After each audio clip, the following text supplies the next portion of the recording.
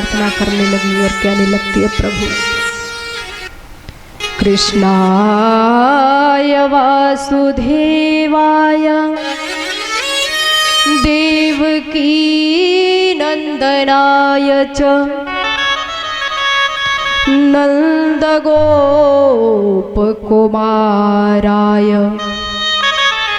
गोविंदाय नमो नमः। नमः पंकजमालिने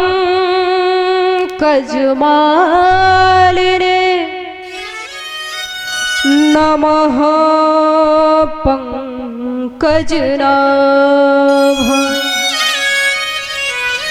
नमः पंकजनेत्राय नमः पंकजाग्रहे।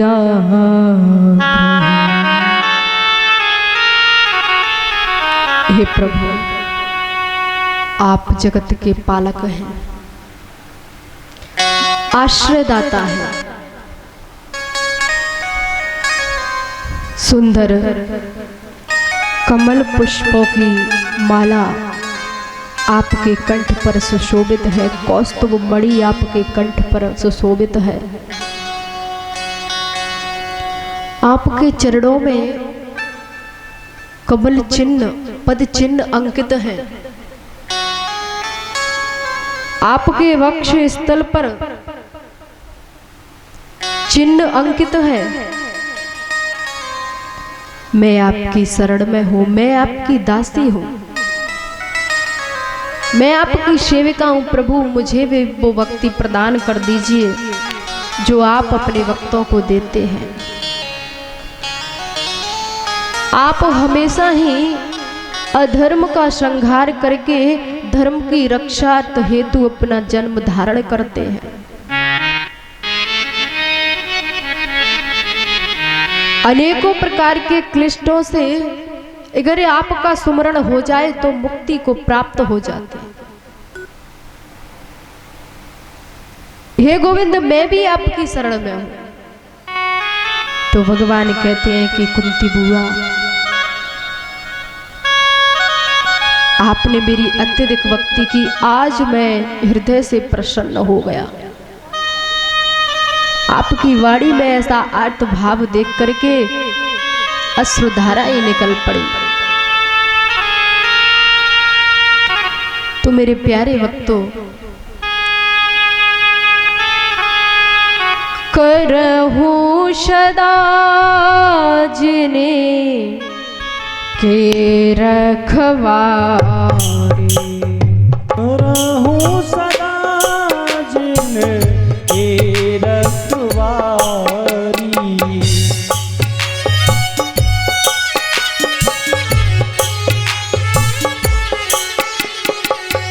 करहूं सदा जिनके रखवारे, वो करहूं सदा जिनके रखवारी।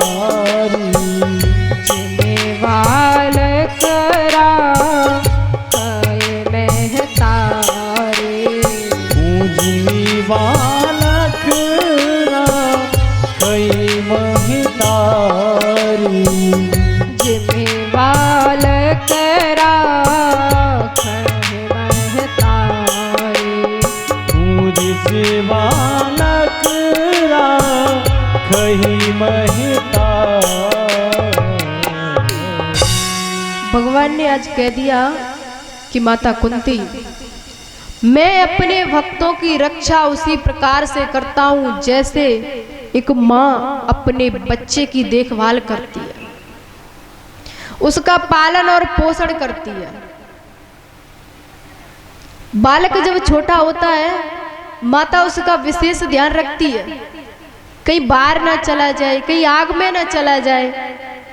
पानी का भय है, अनेकों प्रकार के भय रहते हैं माता को, तो अपने काम को छोड़ती है और बार बार अपने बालक को देखती है, बड़ी ही सावधानी बरतती है अपने बालक के प्रति। उसी प्रकार से मेरे प्यारे भक्तों,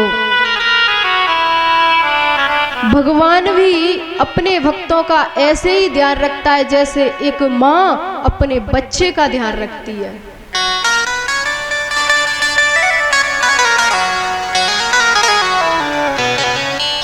एक बार की बात है,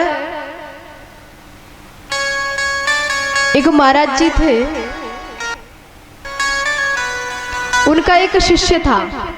उसने कहा कि महाराज जी मुझे तो नहीं लगता कि सब लोग कहते हैं कि भगवान देता है सबको, जो मैं भोजन मिलता है भगवान ही देता है, वरना परसी हुई थाली आगे से चली जाती है। कहते हैं आमतौर पर कि अगर भगवान की इच्छा नहीं होगी तो एक भी ग्रास हमारे मुख में नहीं जा सकता, परसी हुई थाली आगे से चली जाती है, होता है ऐसा। तो जैसे ही शिष्य ने पूछा महाराज जी से, तो महाराज जी ने कहा बिल्कुल सत्य बात है, सच कहते हैं। तो कहा महाराज जी मुझे तो सत्य नहीं लगता, सब कुछ मिथ्या लगता है। तो उस शिष्य ने क्या किया, खाना छोड़ दिया। महाराज सुबह से बैठ गया, खाना नहीं खाया। घर पर पहुंचा, पत्नी ने कहा खाना खा लो, नहीं खाना नहीं खाएंगे। बार बार पत्नी कहती है, बच्चे कहते हैं खाना खा लो खाना खा लो, पर खाना नहीं खाता है। जब खाना नहीं खाता है तो घर वाले परेशान हो गए, बार बार ढूंढने के लिए चले जाते हैं, कहाँ है महाराज जी, खाना खा लो खाना खा लो। एक बात भी नहीं मानी उसने। आज मैं देखता हूं कैसा भगवान है, खिलाने आएगा भी या नहीं। अरे सब दुनिया कहती है कि भगवान सबका ख्याल रखता है, भगवान विष्णु पालन करता है ना। तो जब सुबह से लेकर शाम तक भगवान पर केवल एक ही कार्य रहता है उनका, भोजन देना, सभी प्राणियों को भोजन कराना। आपने देखा है कि जैसे माँ गर्भवती होती है तो बच्चे के लिए दूध पहले से ही आ जाता है, आता है कि नहीं। इसी प्रकार से जो कुतिया होती है, कुतिया, उसके लिए आप दूध निप्पल में भर के उसे पिलाने जाते हो उसके बच्चे को, नहीं ना। कितनी चमत्कार की बात है, मेरा गोपाल पहले ही दूध की व्यवस्था कर देता है, और वो भी ऐसा वैसा दूध नहीं, चीनी डाल के पहले से ही तैयार है। तो आज महाराज उसने खाना नहीं किया, बार बार कहता है मैं भोजन नहीं करूंगा आज। देखते भगवान खिलाने आते हैं कि नहीं। शाम हो गई, जैसे ही शाम हो गई एक पेड़ के नीचे जाकर के बैठ गया, और बैठ करके भूख तो बड़ी जोर से लगी उसे, बड़ा ही भूखा था। इधर भगवान ने देखा कि सब लोगों ने भोजन कर लिया पर यही रह गया है अकेला। मेरे गोविंद आए उस पेड़ पर और थाली लेकर के मेरे कन्हैया ने उस भक्त के सामने आकर के रख दी। आज जैसे ही उस भक्त के सामने थाली आई, थाली को देख करके झट से उसने थाली को पकड़ तो लिया, पर पकड़ करके इधर उधर देखने लगा कि कहीं कोई है तो नहीं, पर ये थाली कहां से आ गई, मुझे तो कोई दिखाई नहीं पड़ता, ये थाली कहां से आ गई भाई, आसमान से टपक गई क्या। जैसे ही अपनी दृष्टि को घुमाया, उस पेड़ पर मेरे कन्हैया बैठे हुए हैं, मधुर मधुर नेत्र, तिरछी चितवन, मधुर मुस्कान, अधरों पर मुरली लेकर के मेरे कन्हैया बैडू का वादन करते हुए, एक हाथ में थाली, एक हाथ से मुरली का वादन करते हुए कन्हैया आज प्रकट हो जाते। बोलिए गोविंद भगवान की जय। भक्तों के घर भी सावरे आते रहा करो, नैना है बावरे।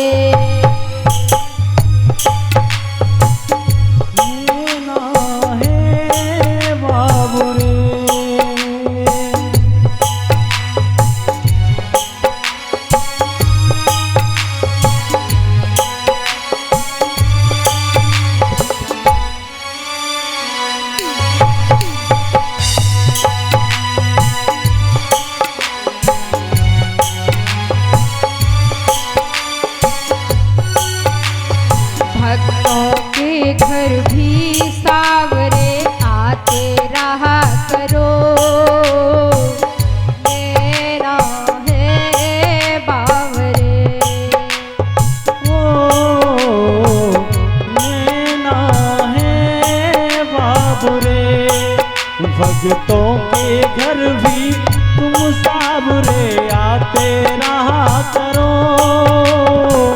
नैना है बाबुरे तालियों की सेवा करते हुए सभी भक्त साबुरे नैना है बाबुरे। एक बार प्रेम से अपने हाथों को ऊपर उठाएंगे सभी भक्त। पीछे वाले जो भक्त बैठे हैं हाथ उठाने में कोई शर्म की बात नहीं है। एक बार प्रेम से अपने हाथों को ऊपर उठा लीजिए कन्हैया के दरबार में।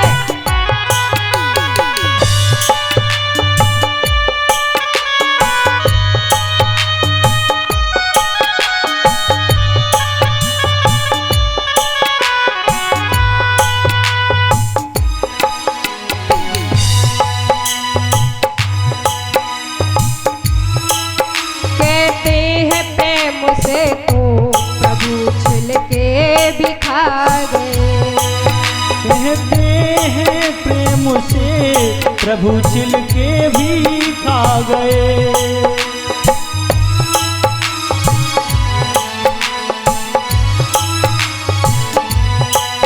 कहते हैं प्रेम से तो प्रभु छिल के भी खा गए। कहते हैं प्रेम से तो प्रभु छिल के भी खा गए। चावल सुधामा पे के मोहन को भा गए।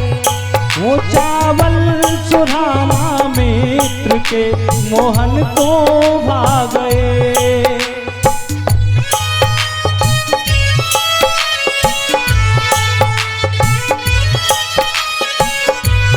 अच्छा एक बात बताओ, मारवाड़ में जन्म लेनो है या फिर भगवान के पास जानो है, जिनके चरणन की सेवा करनी है, जो बताओ।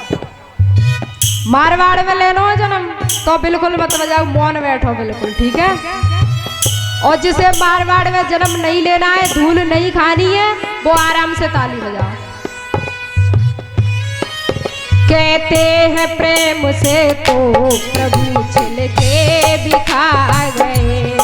वो कहते हैं प्रेम से प्रभु छिल के भी खा गए।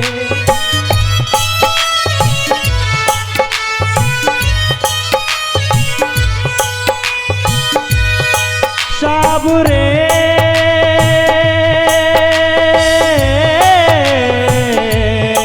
साबुरे कहते हैं प्रेम से प्रभु छिल के भी खा गए।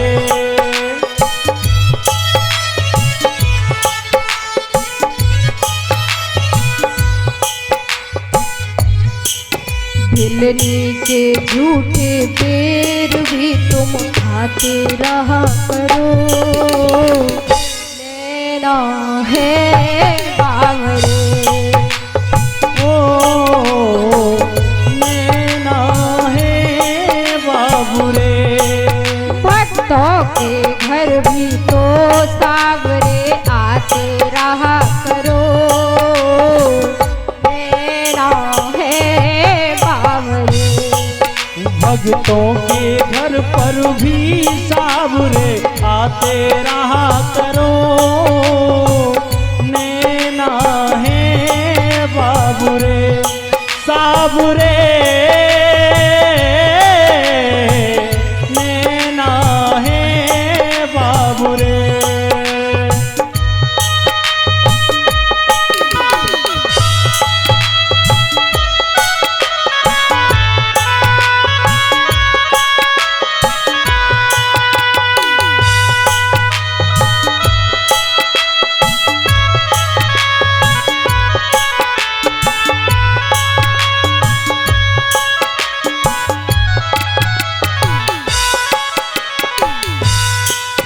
कुछ ना घटेगा आपका आकर तो देखिए।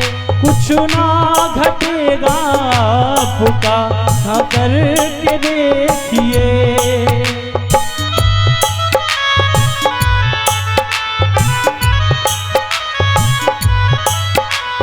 ठीक कने घड़ा सुन ले मेरी एक बात। जब तुम भगवान की तरफ अपना एक कदम नहीं रखोगे तो कन्हैया 60 कदम चल के नहीं आएगा। तुम्हें परेशानी उठानी पड़ेगी, एक कदम रखना पड़ेगा और मेरा कन्हैया आकर के तुम्हें अधरों ही थाम ले जाएगा।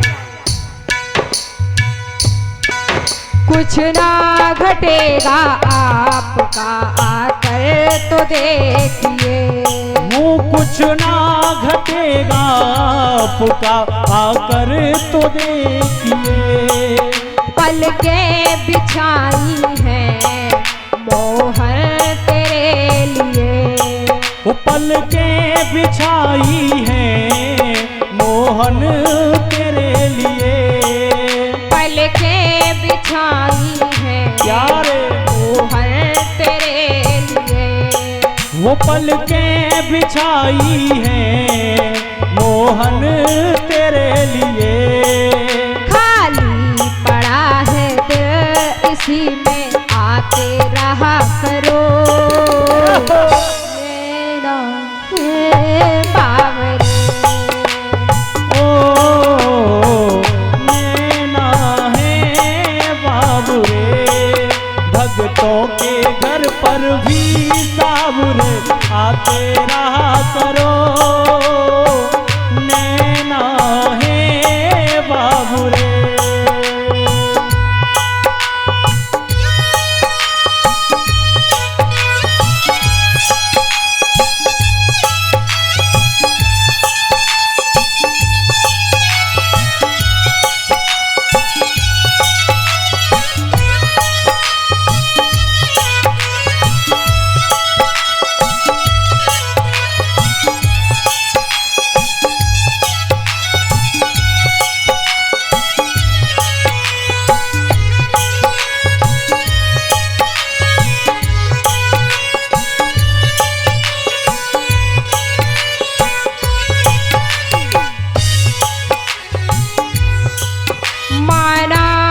तुमको चाहने वाले अनेक हैं, माना कि तुमको चाहने वाले अनेक हैं। कहने लगे हे कन्हैया, हम तो उन भक्तों की चरण धूल हैं जो आपके दर पर पड़े हुए हैं।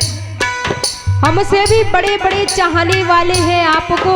उन्हीं भक्तों की यदि चरण रज हमारे मस्तक पर पड़ जाए तो हमारा उद्धार हो जाएगा। माना कि तुझको चाहने वाले अनेक हैं, माना कि तुझको चाहने वाले अनेक हैं।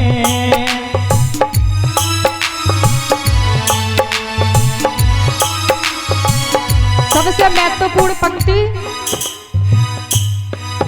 उन पागलों की भीड़ में पागल एक है, उन पागलों की भीड़ में पागल ये एक है। वो उन सज्जनों की भीड़ में पागल एक है, वो उन सज्जनों की भीड़ में पागल ये एक है। भगवान से यदि अपना रिश्ता बनाना है तो भगवान के सामने चतुराई होशियारी बिल्कुल नहीं चलेगी। यदि जो दुनिया में पागल बन गया, जो दुनिया में पागल बन गया, वो मेरे कन्हैया के यहाँ उसकी बड़े भक्तों में गिनती हो जाती है। जब तक इस दुनिया में अपने पागलपन को नहीं दिखाओगे, हमेशा चतुराई होशियारी करते रहोगे तो दुनिया में गिनती नहीं है, भगवान के यहाँ गिनती नहीं है। उन सज्जनों की भीड़ में पागल एक है, उन सज्जनों की भीड़ में पागल एक है। किस किस को पागल बनना है कन्हैया के लिए? एक बार वक्त हाथ उठा करके मुझे बताए, भगवान के लिए कौन कौन पागल बनना चाहता है? कोई भी नहीं। अच्छा, 2-3 वक्त। हमारे जो इधर के श्रद्धालु बैठे वो तो बिल्कुल नहीं चाहते कि हम पागल बने, दुनिया की नजरों में बड़े होशियार बनना चाहते हैं ना। पर आप क्या हो? माटी के डेले। क्या हो? माटी के डेले। कोई भी अस्तित्व नहीं है दुनिया में।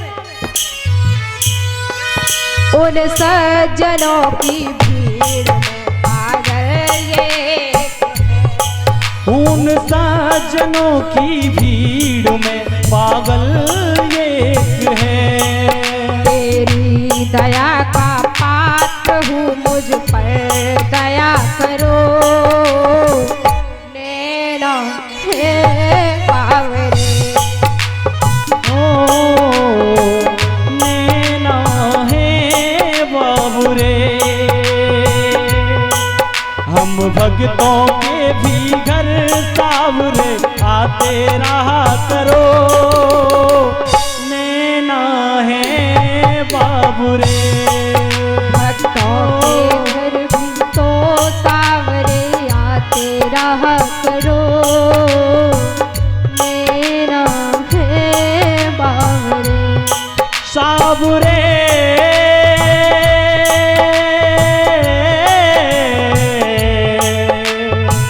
सुन लो मेरी सावरे, भक्तों के ओ भक्तों के, हम भक्तों के घर भी सावरे आते रहा करो, नैना है बाबुरे।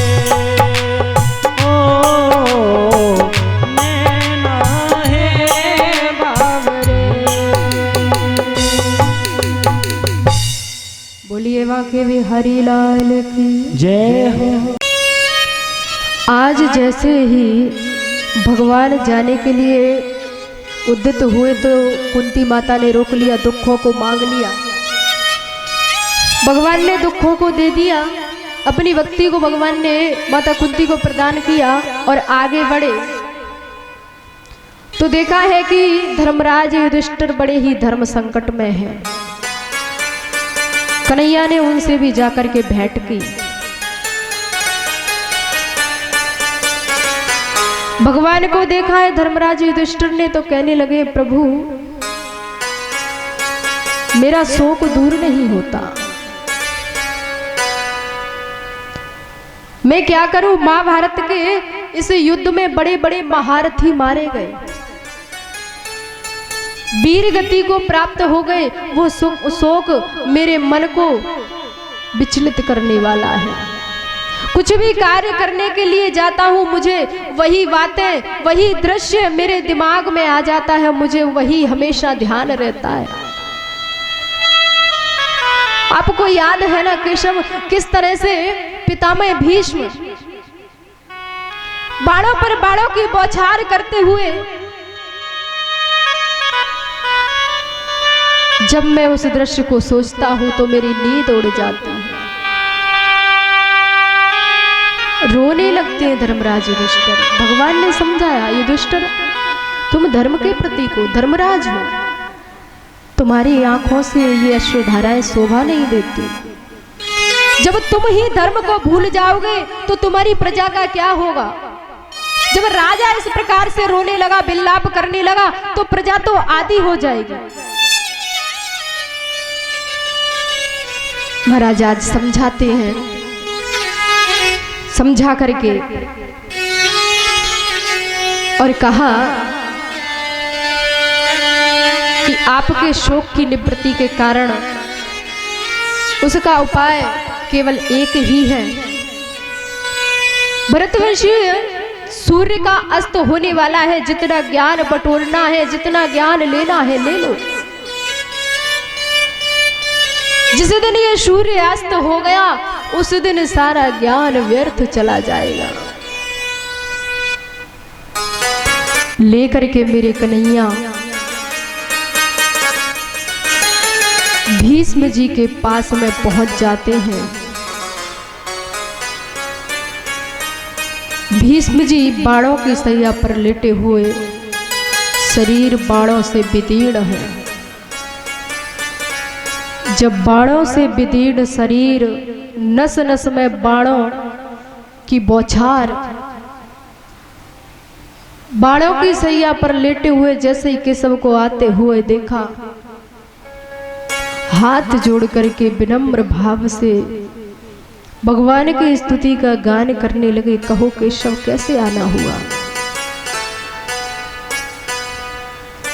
कैसे आना हुआ आज आपका? बड़े ही दिनों बाद दर्शन दिया आपने, आपको तनिक भी मेरी याद नहीं आई? जब से महाभारत का युद्ध हुआ है महाराज, आपने तो दर्शन देना ही छोड़ दिया। ऐसा लगता है मानो आप मुझे भूल चुके हो।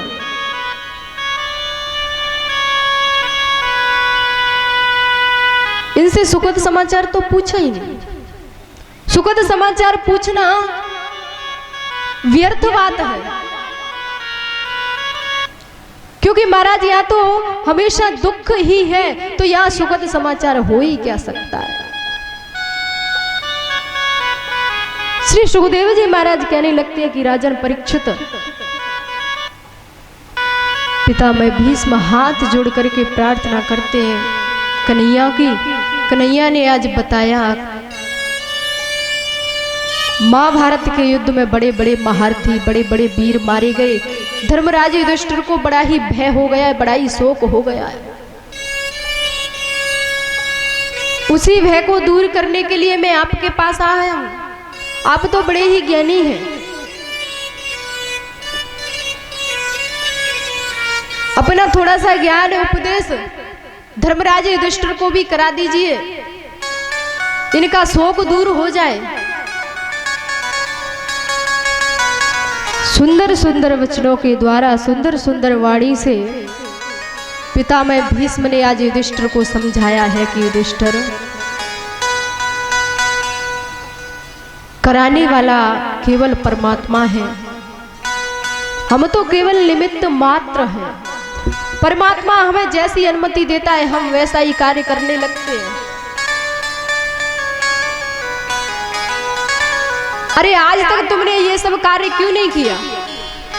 आज से पहले भी तो तुम कर सकते थे ना।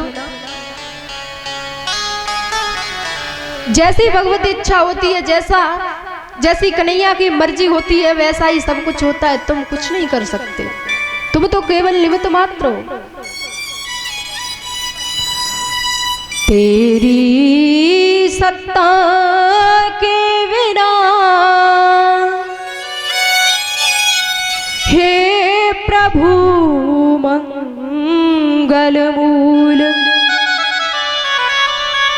पत्ता तक हिलता नहीं और खिले न कोई फूल। भीष्म जी ने हाथ जोड़ लिए, भगवान से प्रार्थना की, हे प्रभु आपने ये सब करवाया, आप ही ने धर्मराज युधिष्ठिर के मन में ऐसा शोक उत्पन्न किया, मुझसे मिलने की इच्छा आपके मन में जागी और आप धर्मराज युधिष्ठिर को अपना सहारा बना करके मेरे पास चले आए। अब देखिए भक्त और भगवान की लड़ाई। अब भक्त कह रहे हैं भगवान से, आप वैसे तो अपना मुख मुझे नहीं दिखा सकते थे ना, नहीं आ सकते थे मेरे पास, तो आपने धर्मराज युधिष्ठिर को अपने साथ में लिया और उन्हें लेकर के मेरे पास आए हो। भगवान मुस्कुराने लगे। पितामह भीष्म ने पुनः बात को छेड़ दिया और कहने लगते हैं कि कन्हैया आपको याद है जब युद्ध भूमि में आप मुझसे युद्ध कर रहे थे, मैंने भी कन्हैया अपने मन में ये शपथ ले रखी थी, जब तक मैं आपके मुख से एक शब्द भी नहीं बुलवा लेता तब तक मैं अपने प्रण को नहीं छोड़ूंगा। आप मौन खड़े थे, आपकी वो सांवली सलोनी सूरत, मन लुभावनी सूरत मेरे मन को हरने वाली थी। मैं तो केवल आप ही के प्रेम में खोया हुआ था। जब प्रभु आप अपना रथ चक्र लेकर के मेरे पीछे दौड़े, वो आपकी छवि आपके हाथों में रथ चक्र लगा हुआ था, पीला पीतांबर आपका आधा तो धरती पर था और आधा आपके कंधे पर। मधुर मधुर आपके नेत्र, तिरछी और कटीली आपकी चितवन, मधुर मधुर होष्ठों से आपकी वो सुंदर छवि को देख करके मेरा मन मोहित हो गया। और आपकी एक बात मुझे बहुत अच्छी लगी, झूठो प्रण करके निज पिता को हूँ कलंकित किया, ओ ब्रजराज तुम्हें लाज हूँ न आई है। आपने मुझसे कहा था ना कि आप युद्ध में तो आओगे, परंतु केवल रथ को हाँकना ही आपका काम है, मुख से कुछ भी नहीं बोलोगे। आपका ये प्रण था, परंतु मैं भी शांतनु बिहारी नहीं जो मैंने आपके मुख से एक भी शब्द नहीं निकलवा दिया। तो प्रभु मैंने अपना प्रण पूर्ण कर दिया। आपने अपने पिता की सौगंध खा रखी थी कि आप नहीं बोलेंगे, आप तो झूठे पड़ गए।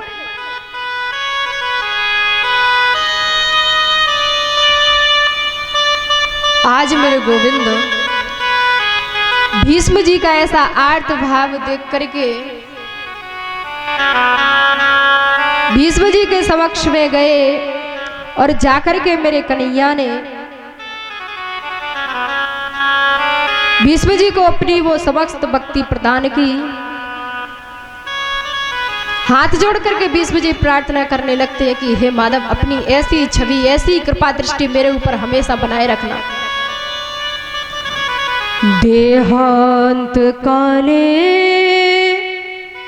तुम सामने हो, मुरली बजाते मन को लुभाते, मुरली बजाते मन को लुभाते, सिर सोहना मुकुट हो, मुखड़े पे काली लट हो, यही ध्यान मेरे घट हो, जब प्राण तन से निकले।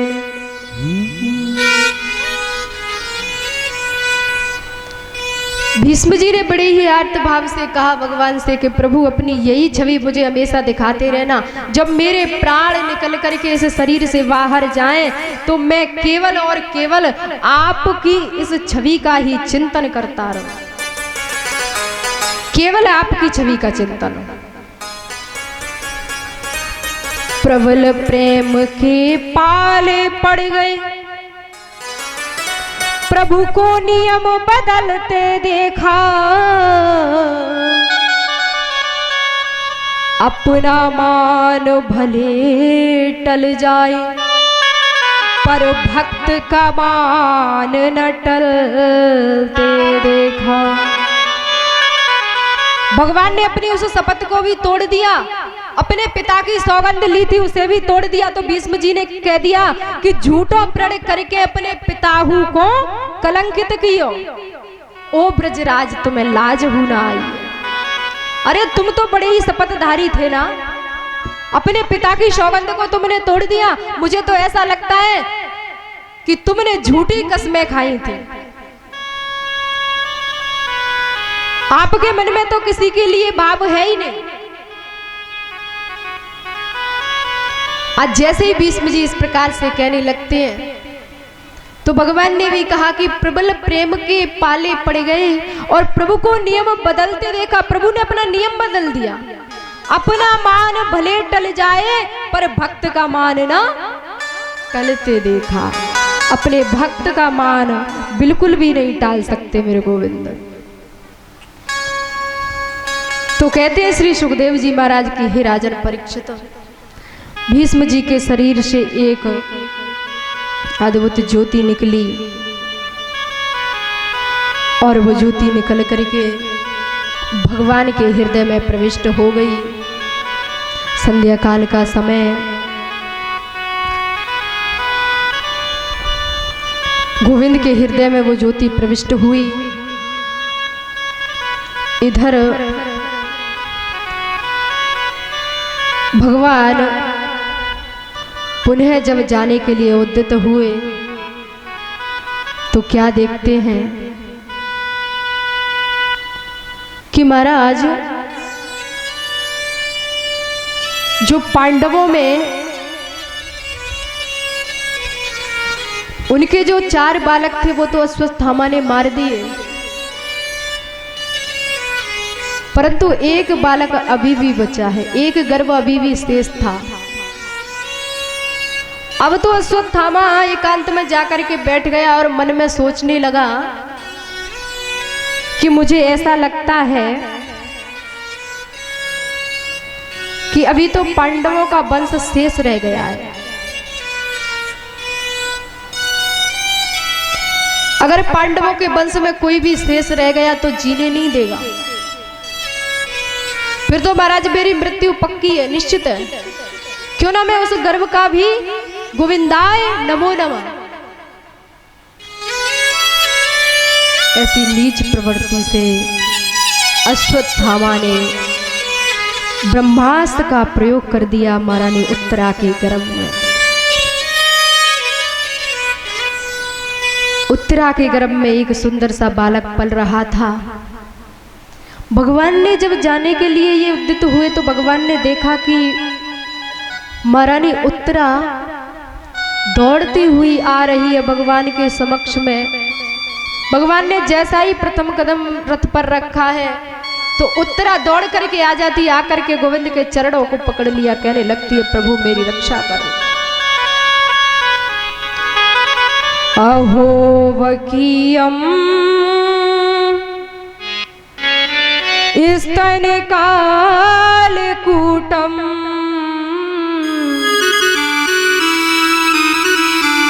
जिंघासया पद प्रसाधु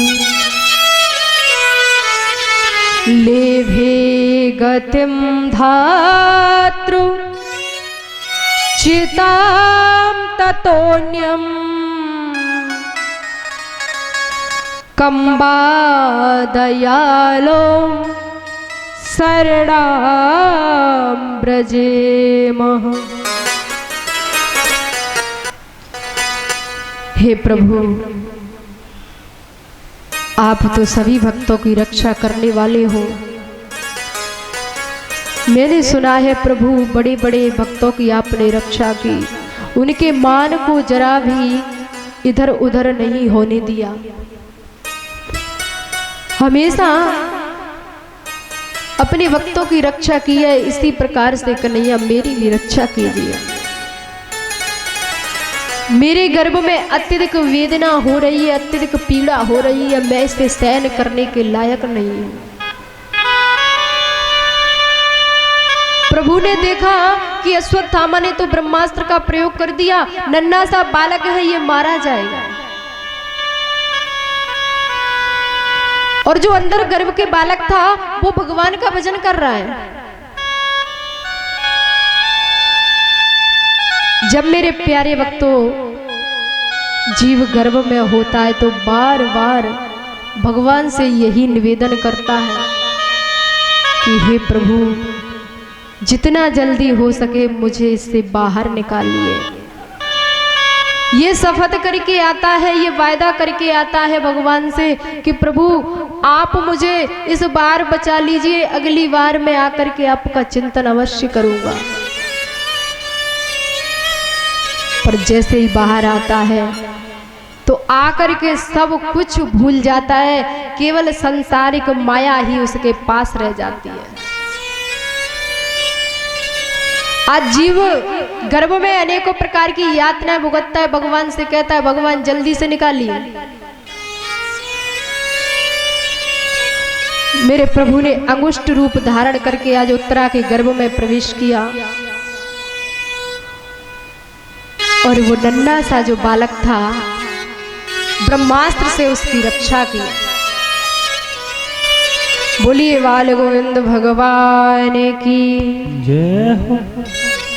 आज जैसे ही गर्भ में उसकी रक्षा की तो श्री सुखदेव जी महाराज राजन परीक्षित को सुना रहे थे कि परीक्षित उस गर्भ में आप ही थे, उस गर्भ में आप ही थे। इधर श्री सूत जी महाराज बैठे हुए 88,000 सोनकादि ऋषि विराजमान हैं। उनसे कहने लगते हैं कि बड़े ही शुभ मुहूर्त पर इस बालक का प्रादुर्भाव हुआ। बड़े बड़े पुरोहित धौम कृपाचार स्वस्ति वाचन करने के लिए, उनका पूजन करने के लिए आए। नवजात शिशु का जात कर्म संस्कार किया गया।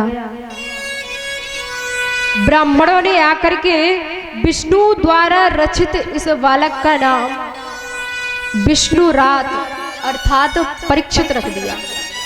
बोलिए परीक्षित जी महाराज की जय हो। आज उस बालक का नाम परीक्षित रख दिया। परीक्षित जैसे ही गर्भ से बाहर आए भगवान नाम का संकीर्तन करने लगे।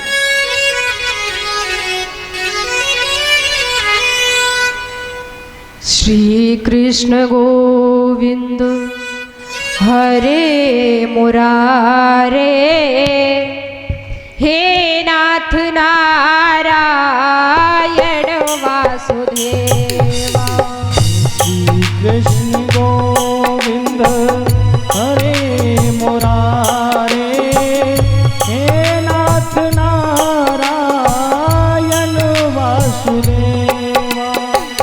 श्री कृष्ण गोविंद हरे मुरारे, हे नाथ नारायण वासुदेवा।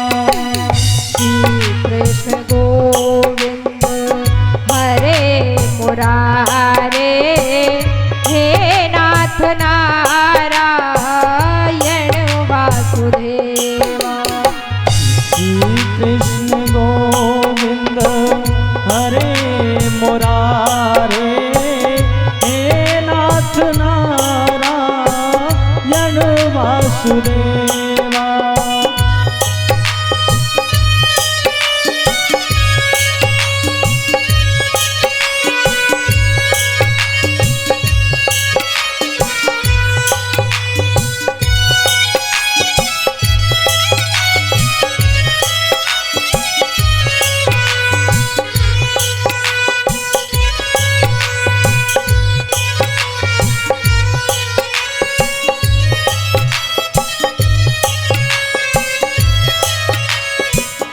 बोलो सभी प्रेम से।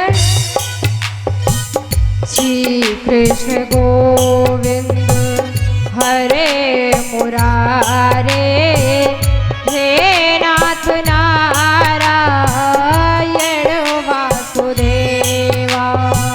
श्री कृष्ण गोविंद हरे मुरारे, हे नाथ नारायण वासुदेवा।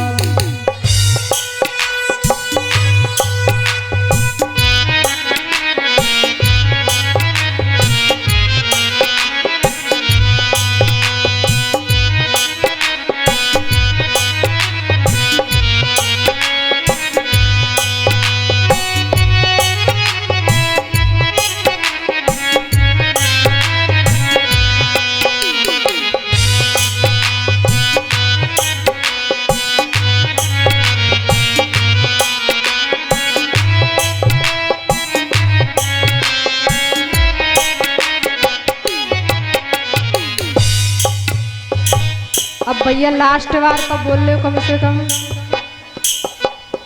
अब तो कथा तो छुटकारा मिल जाओ है। 4 बज गए। सभी वक्त प्रेम के साथ में भाव से अपनी वाणी में अमृत घोल,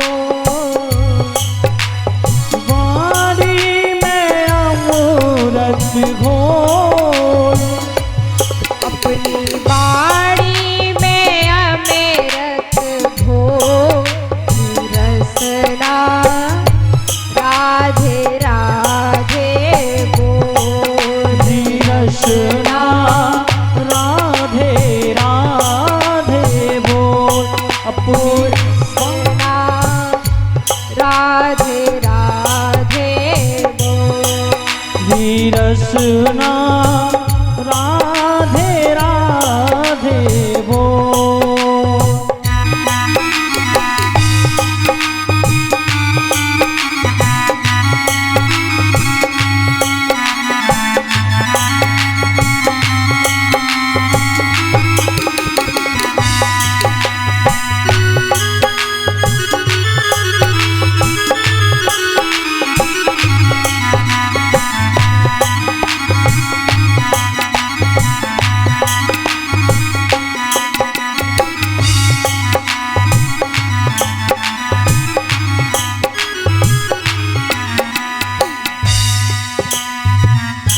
राधे जू बरसाने वाली, राधे जू ब्रसोभानो दुलारी, राधे जू बरसाने वाली, राधे जू बरसाने दुलारी,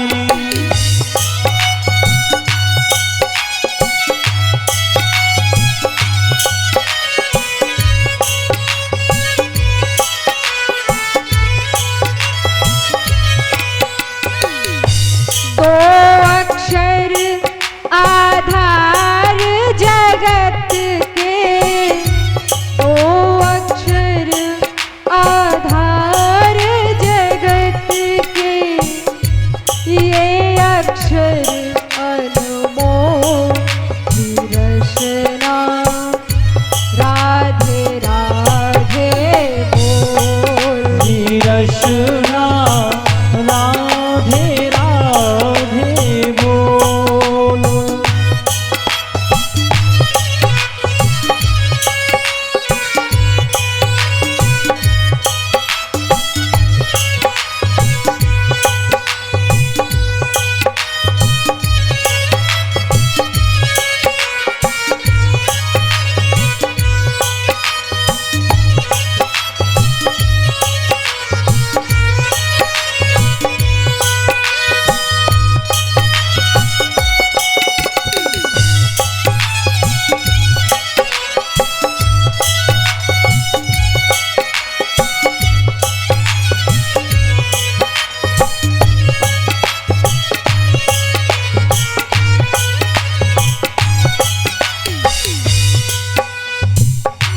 बिन राधा नहीं सजे बिहारी, बिन राधा नहीं मिले बिहारी, बिन राधा नहीं सजे बिहारी, बिन राधा नहीं मिले बिहारी,